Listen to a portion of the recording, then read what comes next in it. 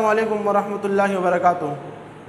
معزز طلباء و طالبات، آج میں آپ کے سامنے کلاس 7 کا چیپٹر عقیدہ توحید پر لیکچر دینا چاہوں گا۔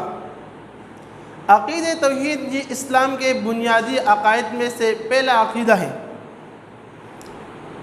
دیکھیے، یہ بنیادی ارکان جو اسلام کے 5 ہیں، ان میں سب سے پہلے عقیدہ توحید ہے کہ لا الہ الا اللہ محمد رسول اللہ۔ لا الہ الا اللہ محمد رسول اللہ یہ عقیدہ توحید ہے۔ اس میں بندے مومن اقرار اعتراف کرتا ہے کہ اللہ کا کوئی ثانی، کوئی شریک، کوئی ساجی نہیں۔ لا الہ الا اللہ پہلے نفی کرتا ہے، غیر اللہ سے اللہ کے علاوہ جتنے معبودان باطلہ ہیں اس کا نفی کرتا ہے، اور اس کے بعد پھر اس بات کرتے ہیں الا اللہ، سوائے ایک اللہ کے۔ تو یہ بنیادی عقائد میں سے سب سے پہلا عقیدہ ہے۔ لیکن عقیدہ توحید یعنی کلمہ طیبہ پڑھ کر ہم کیا اعتراف کرتے ہیں؟ کلمہ طیبہ پڑھ کر ہم اعتراف کرتے ہیں کہ اللہ تعالیٰ کا کوئی شریک نہیں، اللہ تعالیٰ تنہا ہے، یکتا یگانہ ہے، اس کا کوئی ثانی نہیں، کوئی ساجی نہیں۔ قرآن کریم میں سورہ اخلاص میں اللہ تعالیٰ نے فرمایا ہے عقیدہ توحید کے متعلق، قل هو اللہ احد، اے رسول صلی اللہ علیہ وسلم آپ کہہ دیجئے کہ اللہ تعالیٰ یکتا یگانہ ہے، اللہ الصمد، اللہ بے پرواہ ہے، بے نیاز ہے، لم یلد ولم یولد، نہ وہ کسی سے جنا ہے اور نہ اس سے کوئی جنا ہے، ولم یکن لہ کفوا احد، اور نہ کوئی اس کا ہم پلہ ہے، کوئی ایک اس کا ہم پلہ بھی نہیں ہے۔ کچھ مشرکین حضور صلی اللہ علیہ وسلم کے پاس آئے اور انہوں نے کہا کہ بتائیے کہ آپ کا جو خدا ہے جس کو آپ اکیلے سمجھتے ہو، کیا وہ سونے کا ہے یا تانبے کا ہے؟ تو اللہ تبارک و تعالیٰ نے یہ صورت نازل فرما دی ہے کہ اللہ الصمد لم یلد ولم یولد ولم یکن لہ کفوا احد، کہ اللہ تعالیٰ کی یہ صفات ہے، لیس کمثلہ شیء، اس کی طرح کوئی نہیں ہے، وہو السمیع البصیر، سننے والا ہے اور دیکھنے والا ہے۔ دیکھیے، مسلمان جب اپنے دین کا پرچار کرتے ہیں تو لوگوں سے کہتے ہیں کہ ہم نے اللہ سے وعدہ کیا تھا کہ یا اللہ ہم دنیا میں جا کر تیرے عبادت کریں گے اور یا اللہ تجھے تنہا مانیں گے۔ تو اللہ تعالیٰ نے سورہ اعراف میں 9ویں سپارے میں سورہ انفال سے پہلے والے سورت میں فرمایا ہے کہ اللہ تعالیٰ نے زمین اور آسمان، کائنات کی تخلیق سے پہلے عالم ارواح میں عالمی کانفرنس منعقد فرمائی۔ اس کانفرنس کو کہا جاتا ہے عقیدہ ربوبیت۔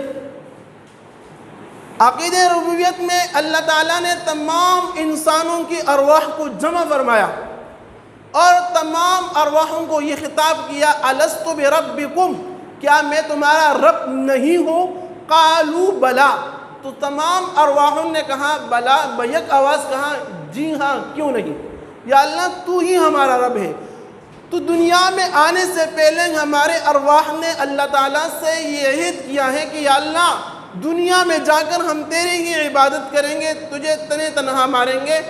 عقیدہ توحید یہ عالم ارواح میں اللہ تعالیٰ نے انسانوں سے لیا ہے۔ حضرت علی رضی اللہ تعالی عنہ فرماتے ہیں کہ مجھے یہ بھی پتا ہے کہ میرے دائیں اور بائیں جو ارواح بیٹھے ہوئے تھے، حضرت علی رضی اللہ تعالی عنہ کا مشہور قول ہے کہ وہ جو عہد ربوبیت تھا وہ میرے کانوں میں اب بھی گونج رہی ہے۔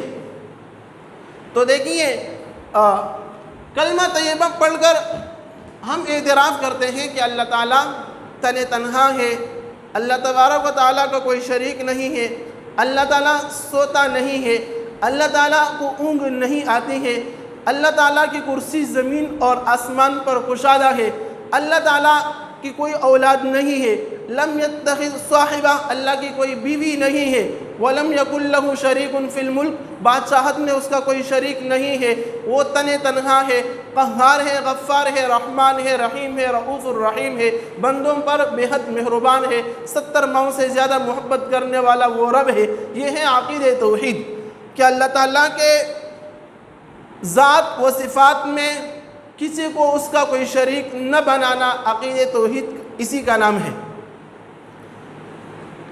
عقیدہ توحید کا تقاضے دوسرا پوائنٹ عقیدہ توحید کے تقاضے. عقیدہ توحید کے تقاضے یہ ہیں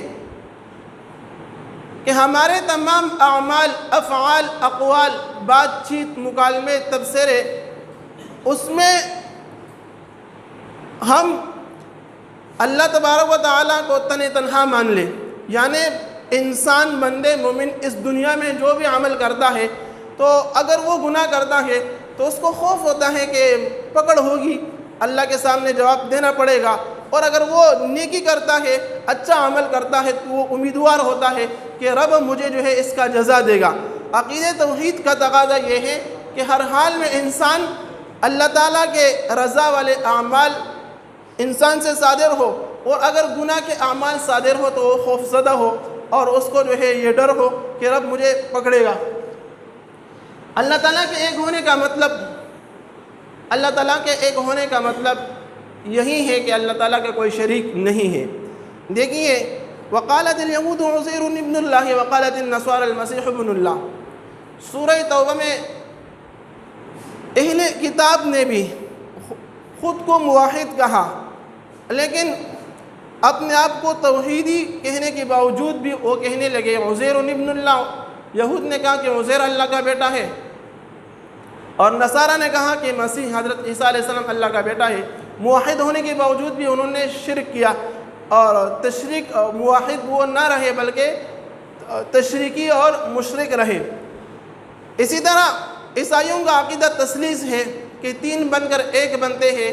تو ہمارا اسلام ہمیں یہ عقیدہ توحید کے متعلق یہ بتاتا ہے کہ اللہ تبارک و تعالیٰ تنہا ہے، لا الہ الا اللہ محمد الرسول اللہ.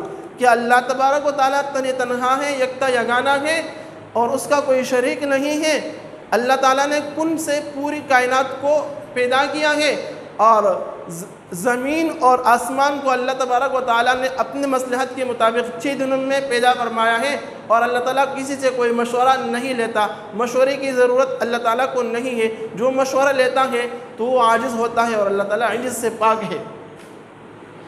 انسانی زندگی پر عقیدہ توحید کی کیا اثرات مرتب ہوتے ہیں؟